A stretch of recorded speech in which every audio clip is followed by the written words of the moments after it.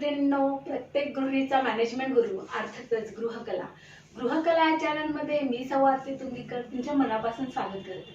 मैत्रिणींनो, आजचा टॉपिक आहे की मॅट रांगोळीमध्ये जो आपण बेस वापरला जातो तो कुठल्या प्रकारचा असतो, त्याच्यामध्ये कुठल्या कुठल्या प्रकारचे बेस वापरले जातात हे मी आज ह्या व्हिडिओमध्ये सांगणार आहे।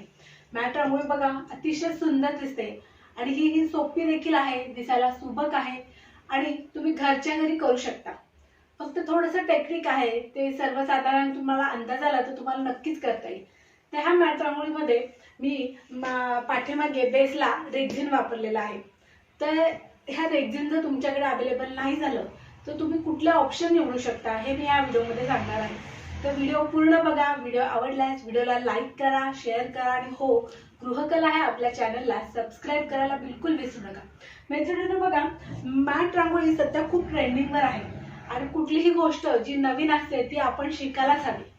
तर ही बघा तुम्हाला घरच्या घरी करता येईल। ह्याच्यासाठी आपण हे 3 प्रकारचे बेस वापरले जातात। आता हा रेक्झिन वापरल्यानंतर अशा पद्धतीचं वेगवेगळ्या कलर्स मध्ये रेक्झिन येतं, मार्केटमध्ये हे अवेलेबल असतं। हे बघा, हे अशा प्रकारचं रेक्झिन येतं। आपल्याला ह्याची जी रफ बाजू आहे ही मॅट रांगोळीसाठी वापरायची आहे, म्हणजे जे ग्लू स्टिक आहे, जे ग्लू गन आपण वापरणार आहे, वुलन फर वापरणार आहे, तर ती ह्या बाजूला डिझाईन करून आपल्याला चिटकवायची आहे। म्हणजे जी मॅट आहे, सपोज आता हा रेड कलर आहे, हा खालच्या बाजूला येईल, म्हणजे हा ब्लॅक कलर जसा खाली आला तसा हा रेड कलर खाली येणार आहे आणि जो फ्रंट साइड आहे तिथं आपल्याला वूल चिटकवायची आहे। म्हणजे ह्या व्हाईट पोर्शन जो आहे, हा व्हाईट भाग जो आहे त्याला आपल्याला फर चिटकवायची आहे, इथं रांगोळी काढायची आहे। तर इथे हे रेक्झिन वापरलं जातं मॅट रांगोळीसाठी। हे टिकाला देखील छान आहे, वॉशेबल आहे, त्यामुळे तुम्ही ह्याचा वापर नक्कीच करू शकता। दुसरं आहे बकरम कॅनव्हास। आता हे स्टेशनरीमध्ये सर्व ठिकाणी आपल्याला हे मिळतं, तर ह्याचा वापर देखील तुम्ही करू शकता, त्या मानाने हे स्वस्त पडतं।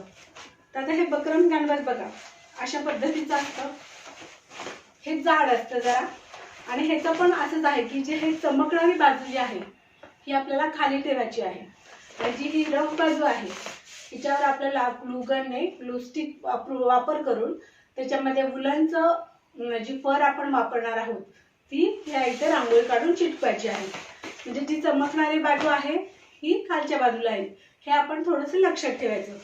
तर हे बकरम कॅनव्हासचा पण वापर करता येतो। आणि तिसरं म्हणजे आहे सध्या जे चालू आहे हे आहे non woven material, non woven fabric असं देखील म्हणतात। हे आर्टिफिशियल फॅब्रिक आहे, ज्याच्यामध्ये धाग्याचा वापर केलेला नाहीये, त्यामुळे हे त्या मानाने स्वस्त पडतं। तर तुम्ही जे छोट्या छोट्या रांगोळ्या आहेत त्याला हे आपण नक्कीच वापरू शकतो। हे वापरताना देखील काय करायचं आहे, जी रफ बाजू आहे त्या बाजूलाच आपल्याला ग्लू स्टिकचा वापर करून वुलन फर चिटकवायची आहे, रांगोळी काढायची आहे आणि ही जी मॅट बाजू आहे, थोडीशी फिनिश बाजू जी आहे ही आपल्याला खाली ठेवायची आहे। तर ह्याचा देखील तुम्ही वापर करू शकता, त्या मानाने हे स्वस्त असतं। पण टिकाऊपणा म्हटला तर तुम्ही नक्कीच रेक्झिनचा वापर करा, ती वॉशेबल आहे। जर रांगोळ्या करायच्या असतील तर तुम्ही नक्कीच त्याचा वापर करा, कारण वर्षानुवर्षे ह्या रांगोळ्या टिकणार आहेत। त्या अशा 3 पद्धतीचं फॅब्रिक आपण वापर केलेला आहे। मार्केटमध्ये बऱ्याच काही गोष्टी आलेल्या आहेत, जसं तुम्हाला जीन्सचं कापड आहे त्याच्यावर देखील करू शकता। पण जर तुम्हाला फिनिश प्रोडक्ट पाहिजे असेल, ॲक्युरेसी पाहिजे असेल रांगोळीमध्ये, तर नक्कीच ज्या ह्या प्रोडक्ट आहेत, म्हणजे हे फॅब्रिक आहे, ह्याचा बेस म्हणून तुम्ही वापर करा आणि नक्कीच तुमची रांगोळी खूप सुबक दिसेल। खूप छान अशी ही रांगोळी आहे, दिसायला देखील सुंदर आहे। तर तुम्ही नक्कीच ही रांगोळी तयार करा आणि तुम्हाला काही अडचणी असेल तर कमेंट बॉक्समध्ये मला नक्की सांगा, मी तुम्हाला त्याच्यावर नक्कीच उत्तर देईल, सोल्युशन देईल।